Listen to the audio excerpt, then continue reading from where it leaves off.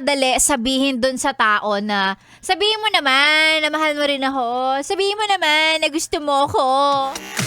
Tapos maririnig mo na, oo, mahal kita. Oo, gusto din kita. Ano ka ba? Hinihintay lang kita eh. Siyempre, hindi naman nangyayari talaga yun. Ano to, panaginip? Panaginip? Yung pag sinabi mo sa kanya, nagtanong ka, gusto mo ba ako? Ang reply niya, oo, gustong gusto din kita.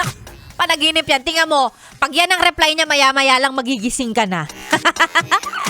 Pero hindi ko naman sinasabi na hindi pwedeng mangyari yon. Pwede namang mangyari yon pag nahanap mo na yung tamang tao para sa'yo. Pero kung ganyan, na lagi ka lang din namang nasa trabaho or nasa bahay, tas nasa bahay, tatrabaho, wala ka na may ibang ginagawa, baka medyo malabong mahanap mo yan. Kasi hindi naman kakatok na lang bigla-bigla sa bahay mo yung tamang tao at magsasabi siyang, hi, ako si Dawan. Wala namang ganun, te. So, at least, i-remind lang sa'yo ni Sexy Megan ngayong nasa ilang araw na lang bago mag-Burr months. Tapos pag pumasok ang September, tuloy-tuloy na yun. December, patapos na ang taon. Before you know it, galingan mo na ang iyong landi gaming. Kung gusto ng plot twist sa December, dapat ngayon palang ginagalingan mo na. Pero kung hindi ka naman nagmamadali, no? Dahil, mas marami ka pang ibang iniisip kesa ang lumandi at magjowa, okay na okay lang din. Minsan ka mas okay pang mag-isa lang eh. Wala ka ibang iniisip. Yung sweldo mo, sa'yo lang. Oo si Bay. Sa'yo lang, 'di ba? Yung pera mo, ikaw lang. Ikaw na mag-e-enjoy dyan, walang iba. So, alam mo, okay lang. Take your time.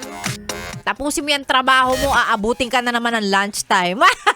Biglang ganon. Sexy Megan po ang inyong kasama. Mag-hello muna tayo sa mga yes pre nating palaging nakatutok, walang sawang sumusuporta at hindi kumpleto ang araw pag hindi naka-Yes FM. Hello, magandang umaga. Sa mga yes pre natin si LV Yano. Kay sa'yo LV, magandang umaga. Kay Ariel Landicho, shout out.